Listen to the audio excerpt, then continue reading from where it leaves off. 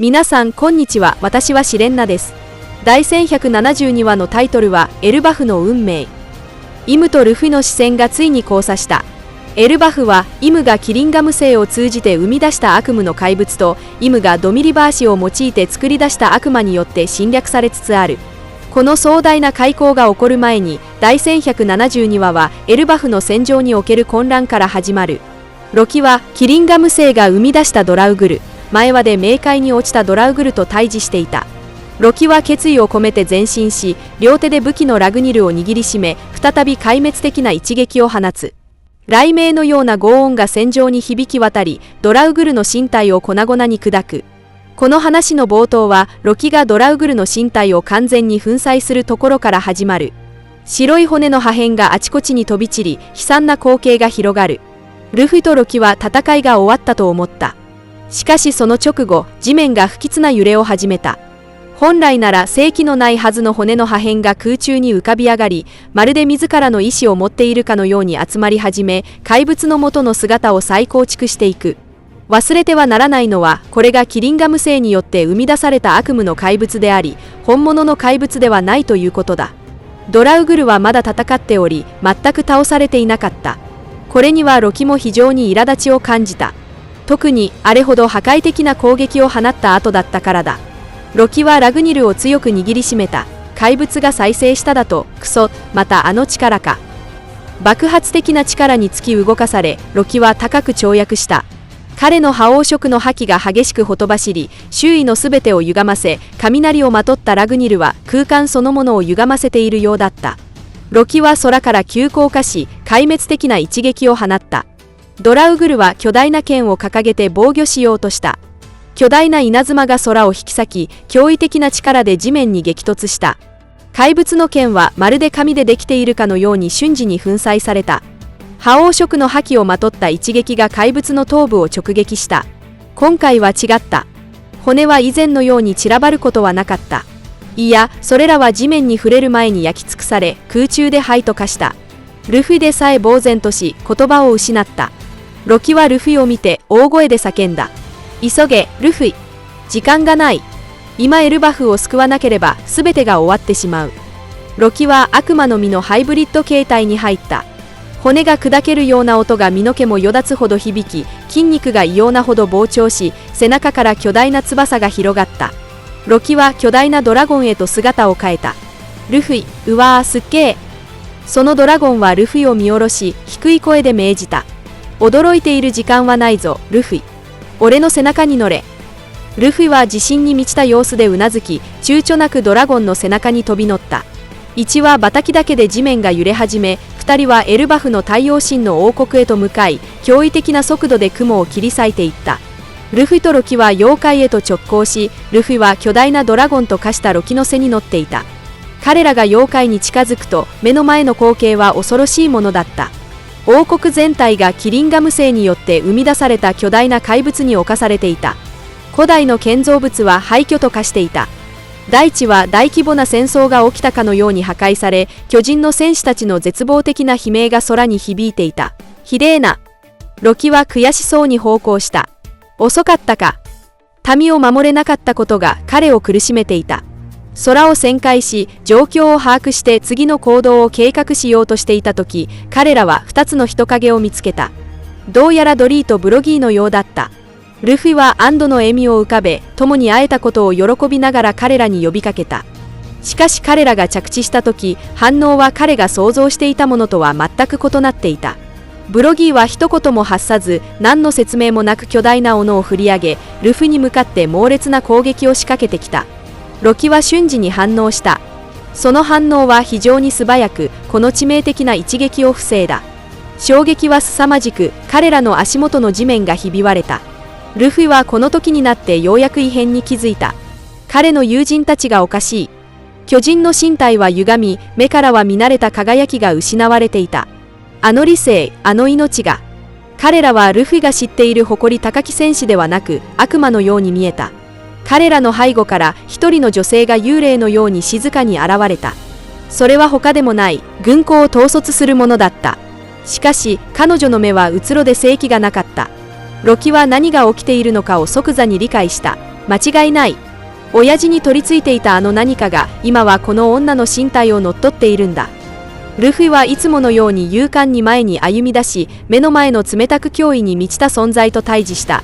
お前がドリーとブロギーをこんな姿にしたのか？イムはすぐには答えなかった。彼女はただ軽蔑の眼差しでルフィを見ていた。まるで彼がただの虫けらであるかのように。重苦しい沈黙が事態の深刻さを物語っていた。ルフィは拳を強く握りしめ、力が身体から湧き出るのを感じた。彼はギア5に入った。イムがその変身した姿を見たとき、彼女の表情は一変した。彼女の目に初めて深い恐怖が浮かんだ。ついに現れたか、ジョイボーイ。イムの声は数世紀にわたる憎悪で震えていた。その後、イムは身の毛もよだつような言葉を口にした。どうやら我々の戦いはここで再び始まるようだな。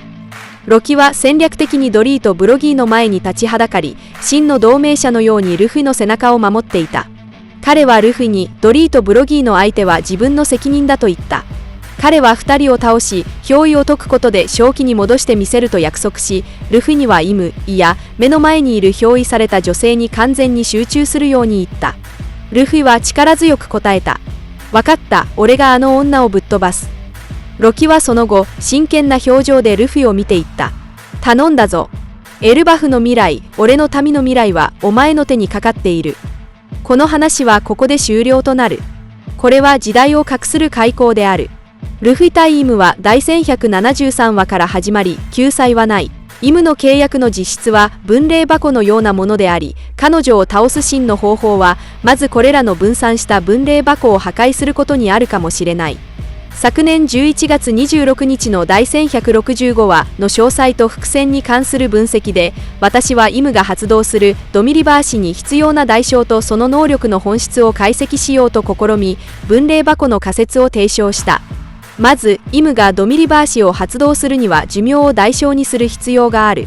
これは彼女がブロギーを点火した際、セリフによって直接証明されている。これはドフラミンゴがなぜ永遠の命を得るためにオペオペの実を手に入れようとしたかにも対応している。もし寿命を通貨とみなすなら、それは天龍人の国宝と取引するための必要条件となる。簡単に言えば、より多くの寿命を得られる者が国宝を起動し、求める力を得られるのだ。ドフラミンゴがあえてこの国宝を企てたことは、彼が完全にイムに支配されていないことを側面から説明しており、イムの権威浜田揺らぎ、破壊される可能性があることを示している。言い換えれば、イムを万人とみなす方が適切かもしれない。彼女は巨大で未知なる力を守っており、その溢れ出るわずかな余波だけで巨大な組織を築き上げ、800年にわたり世界を支配し続けるのに十分だった。しかしイムの存在自体は公明正大ではなく、ひとたび世間の目にさらされれば他者からの権力への挑戦に直面する可能性がある。そのため彼女は偽善的に平和を象徴する巨の玉座を設け、世間には世界の王は存在しないと宣伝する一方で、五老星を通じて世界の実権を握っている。そして五老星は心神会契約を通じて永遠の命、不死、そして強大な力を得ているが、完全にイムの操り人形となり、固く結びつけられている。イムは自身のすべての秘密を隠すために、緻密な組織構造を苦心して作り上げた。彼女は1000年来初めて国宝と取引した人物かもしれないが、同様に巨大な代償を支払う必要がある。その肉体は寿命の絶え間ない消耗に伴い徐々に崩壊し、一定期間ごとに交換する必要がある。そして彼女に選ばれたターゲットは人間の王国の王女である疑いがある。前回は軍子であり、今回はビビだ。これにより、なぜイムが常に遠隔方式で契約者の肉体を乗っ取ることができるのかも説明できる。彼女は自分の魂を直接転送し、制御権を握ることができるのだ。しかし、戦闘で負傷した場合、死ぬことはないが、大量の寿命を消耗し、肉体の崩壊を加速させる。だからこそ、ゴッドバレー事件終了後、イムはマリージョアに直接転送して戻ることができず、サターン星の肉体を借り続けざるを得なかったのだ。おそらく以前に6人の頂点に立つ強者たちの覇王色の衝撃を受け、さらにロックスに対してドミリバーシを発動したため、短時間での消耗が激しすぎ、イムは一つの肉体を直接失い、魂が回帰できなくなったのだろう。新しい肉体を見つけるまで一時的にサターン星の肉体を使うしかなかったのだ。そして最新の第1171話では、ハラルドの死もイムに同様の反動による悪影響を与えた。イムは息を切らし、それによって恐怖を抱き、短時間は神の騎士団を再びエルバフへ派遣する勇気がなかった。これはイム本体が傷つくだけでなく、深海契約を結んだ者が倒されても、イムは相応のダメージを受けることを示している。したがって、真にイムを倒すには、彼女と口頭契約を結んだ13人を全て倒さなければならないのかもしれない。そうでなければ、イムは魂の転移によって絶えず転生し、寿命と引き換えにさらなる力を得て、最終的に消耗戦へと発展してしまう。たとえ能力がどれほど強いものでも、このような持久戦に引きずり込まれれば敗北する。これはまさに、ワンピース流の団体戦デザインに合致する。イムの障壁となっている上位幹部たちを一人ずつ倒し、最終的にボスと対峙する必要があるのだ。ただ、この劇中の団体戦のレベルは極めて高くなるだろう。なぜなら神の騎士団と交戦するための入場券は、すでに覇王色をまとうことだからだ。イムの13人の幹部は13人の覇王色を持つ強者に対応している。どんな人物がいるかみんなで想像してみてほしい。イムは常にその能力を深淵と呼んでいるが、真に深淵に由来する魔王が存在する可能性はないだろうか。ゴッドバレーのような人間狩り大会は実のところ3年に一度行われる魔王への生贄を捧げる大規模な儀式なのかもしれない。彼らは多くの命を供物として魔王に捧げ、毎回一人の五老星がこの儀式を監督する。いわゆる参加者は実質的に虐殺の派の役割を果たしている。イムはおそらく真の最終的な悪役ではなく、悪役が登場する前の一見兄弟に見える代弁者に過ぎないのかもしれない。まるでうちはマダラが後にかぐやに心臓を貫かれたように。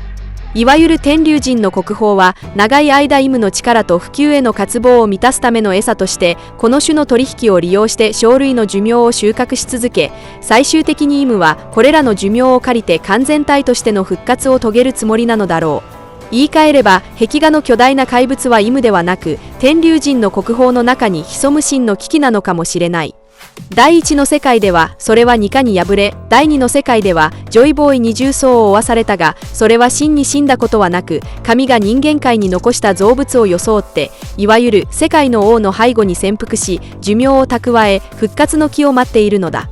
そしてこの真の魔王はおそらく3つの部分から構成されており、それに対抗できるのがまさに三大古代兵器だ。これほど強大な存在は一般人が挑戦できるものではない。そのためロックスはイムの秘密の一部を知っていたとしても軽率に手を出すことはできず、力を蓄え2つの重要な悪魔の実を探すことを選んだのだ。ではロックスの意志を継いだティーチは今回どのように動くのか。ロキの実の能力にはどのような秘密が隠されているのか。以上が今回の動画の内容です。最後までご視聴いただき本当にありがとうございます。もしワンピース漫画の熱心なファンであれば、ぜひ私のチャンネルを登録してください。